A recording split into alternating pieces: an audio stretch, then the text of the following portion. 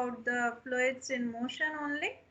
In continuation, last lecture we have discussed with you about the terminal velocity and critical velocities. I'm making the liquid to flow. It means I'm talking about the hydrodynamics, or I can say fluids in motion.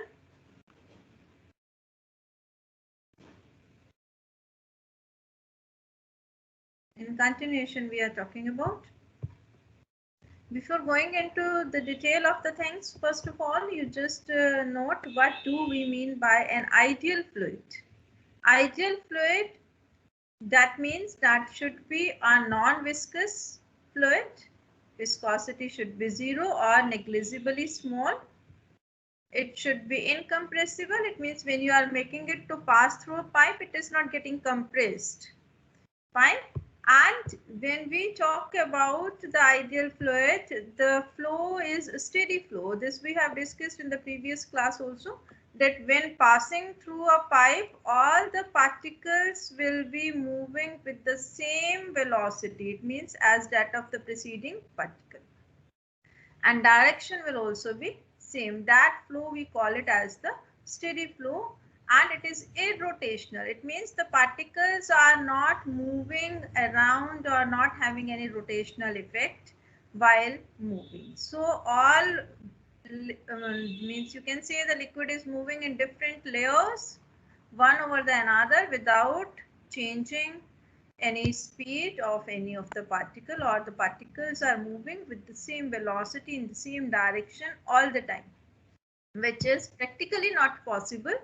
But this is a theoretical thing, I can say.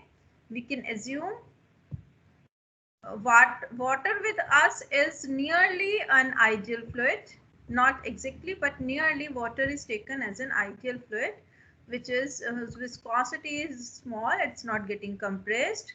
And if we control the pressure, then we can make the water to flow in a steady way. It means keeping the velocity of all the particles same. So when we talk about the continuous flow of any liquid, then we are having with us the equation of continuity with us. Very important topic with you, bache, equation of continuity. When I'm making the liquid, of course, when here I'm talking about any liquid, I'm talking about the ideal fluid only, that you must take care that the liquid which is taken here is an ideal fluid. If it is not ideal fluid, then of course the density will be different. And initially, if I assume the density to be different at the points, different points, because they are getting compressed, if I think for a minute. But ideal fluid has to be incompressible. So I will have to equate these densities ρ1 and ρ2. But first of all, when I'm talking about the equation of continuity, you note down the assumptions with us. We are having a pipe or a tube of varying area of cross section. Area of cross section is varying. Here the area of cross section is large, which is A1. Here the area of cross section is small, which is A2. I'm supposing that here when the water is entering or the fluid is entering, it is moving with velocity V1 when it is entering this tube of varying area of cross section. And while leaving, the velocity is V2. So here at this point, I may call it as A point. At A point, while on entering, it is entering with velocity V1. While leaving at B point, it is leaving with velocity V2. Now, if I say that the flow is continuous, then the mass of the liquid which will be entering, or I can say the volume of the liquid per second which will be entering, has to be equal to the volume of the liquid leaving per second. But we assume it with the help of the mass entering the tube is same as that mass of leaving the tube. I can draw the varying area cross section tube like this also, or this, both the ways are correct. If I want to find the mass which is entering the tube, the formula for mass is volume into density, and volume can be written as area into length. Now, if I want to find length, then it is given by velocity into time. So I'm saying I'm willing to find per unit, means for a small interval of time, that is delta t. So same delta t time is taken while leaving the liquid also. So length can be written as velocity into time. So for the liquid entering, mass is m1, can be written as area a1, velocity v1 into t, that will give you the length, into the density is rho1. And while leaving the tube, mass is m2, which is written as a2 v2 delta t rho2 on the same lines. Now, if I talk about the conservation of mass, then, or the flow to be continuous, mass of the liquid entering should be equals to the mass of the liquid leaving. So if I equate put the values of m1 and m2 and simply equate them, then this is the expression, delta t of course will get cancelled. And if I say that the liquid or the fluid is incompressible, that is ideal fluid, then density here while entering should be same as the density leaving here, because the liquid is not getting compressed. So rho1, it is equals to rho2. Delta t is getting cancelled on both the sides. So I'm left with this equation, that is a1 v1, it is equals to a2 v2. This equation is known as equation of continuity. So this is equation of continuity with you. And in general, if you want to write, you can write that AV, it is equals to constant. Or I can say that A is inversely proportional to V, or V is inversely proportional to A. So if I have taken here A1 area is greater than A2, then it means, it implies that V1 should be less than. So I can change the velocity of the liquid by simply changing the area, and that is in day-to-day life also. You have seen when you press the water pipe, then you see the water starts coming with greater velocity. So if area is less, velocity becomes more, or vice versa. Similarly, deep water, it runs slow, because when you increase the area, velocity decreases. So that you have to take care. Of course, the liquid, you are using it in day-to-day life, so you can relate the things very easily. When I'm talking about the fluid in a steady flow, so our focus is steady flow. It means your Reynolds number is less than 2000. Then the energies which are possessed by a fluid. So three energies are there with us. One is pressure energy, then potential energy, and kinetic energy. So three energies are possessed by a fluid. So pressure energy, I am taking the first. Pressure energy is the energy possessed by virtue of its pressure. So if I have taken the fluid in any container, here the opening, of course the small opening is there, but I have shown you sufficient large so that you can see the things easily. Here, of course, a movable piston is there of area of cross section A. And when I have filled the liquid, above this opening is the height, I have taken h. Then, because of the pressure of the liquid, this piston by itself, it moves through some distance, that is, I have taken the distance moved is x. Small x is the distance which is moved because of this pressure. So energy possessed because of the pressure is pressure energy, and because of that pressure energy, this piston has moved horizontally through this distance x, while the area of cross section is small a I have taken. Then energy means work done.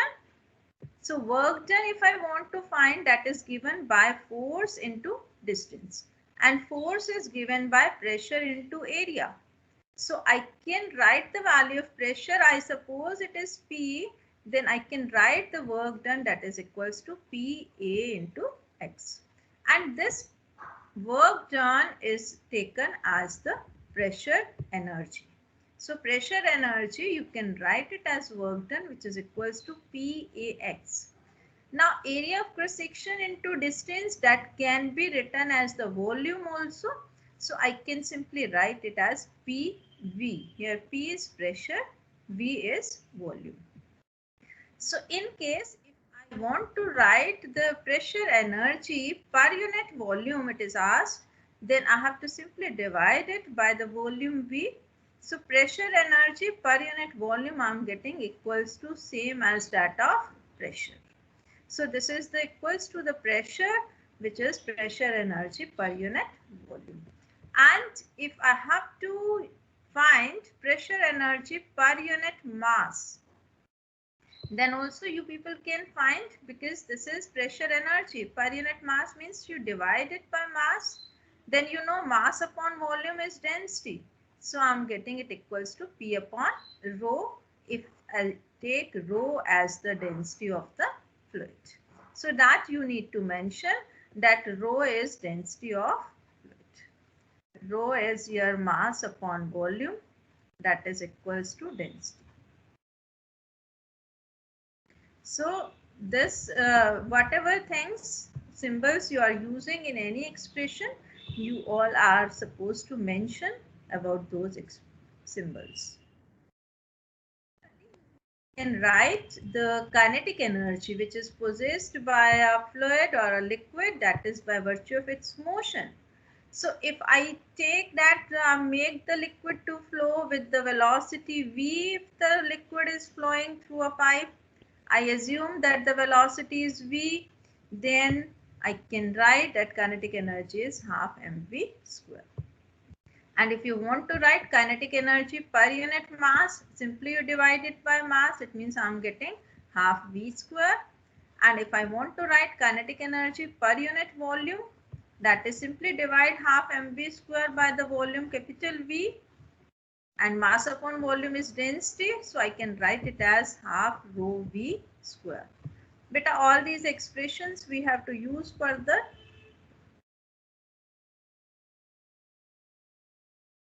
Similarly, you people can write about the potential energy. Potential energy is the energy possessed by a liquid by virtue of its position. And that potential energy, you convert it into kinetic energy when you make the liquid to flow. So potential energy, it is given by mgh. And if I want to write potential energy per unit mass, simply divide this mgh by m, I'm getting gh. If I want to write potential energy per unit volume, then it is given by mgh upon v. Volume is v, capital V, so mass upon volume is again density. So I can write potential energy per unit volume is equals to rho g h. So it means I should be able to write all the three energies which are possessed by a liquid, and energy per unit mass and energy per unit volume also I should be able to write. This is your next topic with you. Bernoulli's principle, or you can say Bernoulli's theorem, meaning is same, which is given by the scientist Bernoulli only. And he said that sum of all the three energies, it means pressure energy, kinetic energy and potential energy per unit volume. This is to be noted. The sum of all three energies, it means, which are possessed by a fluid per unit volume of an ideal fluid. Ideal fluid means an incompressible, non-viscous and fluid which is moving in a streamlined way and is irrotational. So for such a liquid, if I take sum of the three energies, means the pressure energy, kinetic energy and potential energy per unit volume, then it comes out to be constant. And we have already seen pressure energy per unit volume is written by only P, pressure,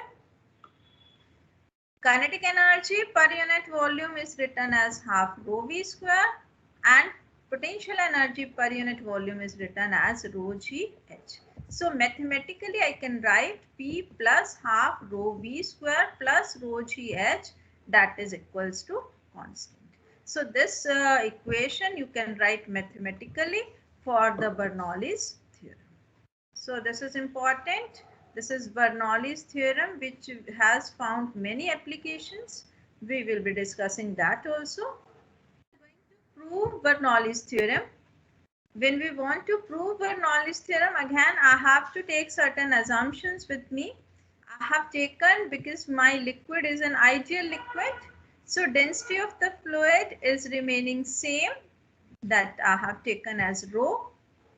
And I'm assuming the flow to be continuous through this pipe of varying area of cross section is being taken, and this is the reference level, you may say, or from the ground. If you are putting the pipe at certain height, then the height here for the A position is h1, for B position it is h2. Now see to it, bache, when I want to make this ideal fluid or your water to move through this pipe, then by itself of course water cannot move up. So I have to use some external agency, like at your places also you are using the motor to raise the water from ground level to your tank, which is on second or the first floor. That is one thing which you have seen in your day-to-day life. Here at A point, I'm assuming the area of cross section is A1. Here the area of cross section is A2. And you can see that A1 is greater than A2. So it means V1 will be less than V2 for the continuous flow. For the flow to be continuous, velocity V1 has to be less than the velocity V2 at point P. Heights h1 and h2 I have already supposed. I'm assuming that the flow is continuous. So mass which is entering at A point is same as that of the mass of the liquid leaving at point B. But if I want to write the mass, that is given by volume into density, which is again area into length into density. So I can write area is A1, length is velocity into time. It means V1 delta T, and density is rho. Similarly, at B position also I can write, that is A2 V2 delta T into rho. So that will be the value of the masses you can write. Because rho is getting cancelled on both the side, delta T is getting cancelled. So A1 V1 it is equals to A2 V2, which is equation of continuity we have already done.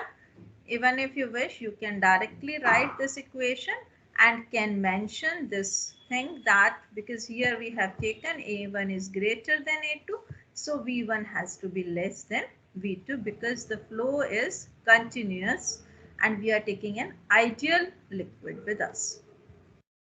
Now when the liquid is moving from A to B point, then change in kinetic energy you can see that will be given by, because V2 is greater, so kinetic energy at B minus kinetic energy at A. So I can write half m V2 square minus V1 square. You can put the value of m. Any one value of m you can take. I am taking it as A1 V1 delta T. So any one value of m from these two you can take. So you can put the value of m here, that is A1 V1 delta T rho, and I can rewrite the equation for the change in kinetic. Similarly, you can write the change in potential energy, that is potential energy at B minus potential energy at A. That is mg h2 minus h1. And the value of m again is A1 V1 delta T rho. And so I'm getting this is the value for the potential energy difference. Now when we are making the water to go from A to B, then the net work done which is being done on the fluid, that is equals to work done at A minus work done at B. So work done is given by the force into distance, and force is pressure into area. So pressure into area at A point is P1 A1. That is your force, and distance is given by velocity into time, that is V1 delta T. Similarly, work done at B you people can find, that is P2 A2 V2 delta T.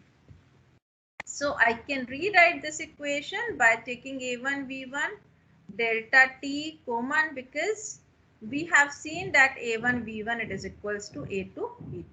So I can replace A2 V2 by A1 V1, and then I can take that as common. Here if you have any doubt, you can write that A1 V1 it is equals to A2 V2 for the continuous flow. So I can replace it, and then I can take common, and then I'm getting P1 minus P2 into A1 V1 delta T. This is the third equation with me. Now by the conservation of energy, your work done, that is equals to the change in kinetic energy plus the change in potential energy. So you need to put the values for the net work done, that is A1 V1 delta T into P1 minus P2. Change in kinetic energy we have already calculated, that is half A1 V1 delta T rho into V2 square minus V1 square. And change in potential energy is A1 V1 delta T rho G into H2 minus H1. So from this equation you can, if you want to divide it, all the terms V1 delta T, or you can simply cancel out on both the sides by taking common. Then I'm getting P1 minus P2, it is equals to half rho V2 square minus half rho V1 square plus rho G H2 minus, because just take care of the signs, minus rho G H1.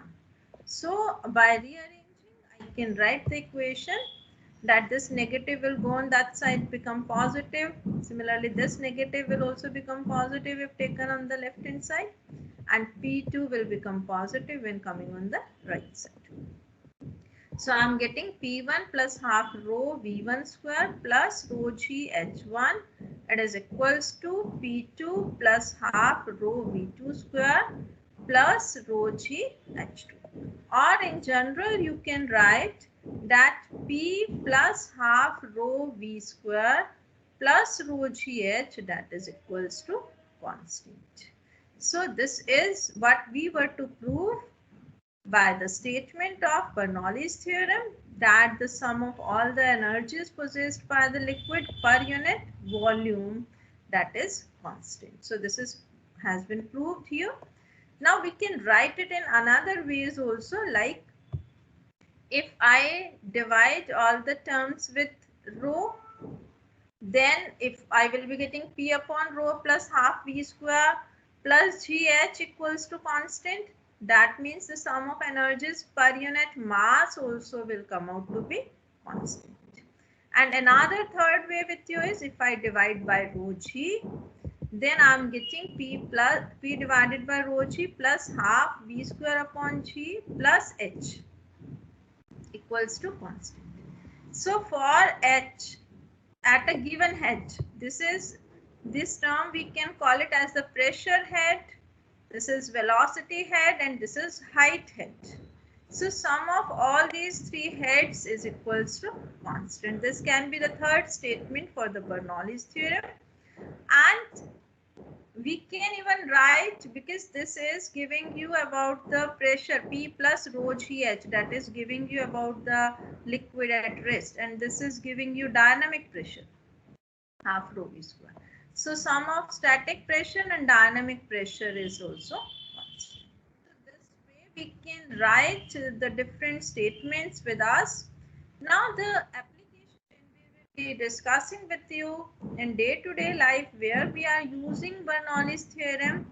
Then if in this equation yours P upon rho G plus half V square upon G plus H equals to constant, if I say that I'm talking about a liquid which is flowing through a horizontal pipe, it means H1 and H2 they are same. It means no height difference is there, then H will become constant. And when H is constant, then I can write that P plus half rho V square, it is equals to constant. Because constant, if it is constant, then it means if I'm changing the pressure, then velocity will means I'm increasing the pressure. Changing, either I can increase or I can decrease. So if I increase the pressure, velocity will decrease, and if I decrease the pressure, velocity will increase. So this we will discuss in the next class how we are using this equation, but you need to keep this equation in your mind for discussing all the applications of the Bernoulli's theorem, which of course I will take in the next class, but you must be aware of the limitations of the Bernoulli's theorem, because in actual practice we are not having any ideal fluid. So we need to consider the work done against the viscous drag, that we need to consider. So but we are not considering it, so this is not the actual thing, but in various applications we need to take that also into account. Like in actual practice we are getting some kinetic energy is lost in the form of heat, and we are talking about the steady flow. So this equation is not applicable for turbulent flow. That is again the limitation with us. And we are not considering any angular momentum of the fluid, though we are saying it is having irrotational, but again there is some rotational effect is also there.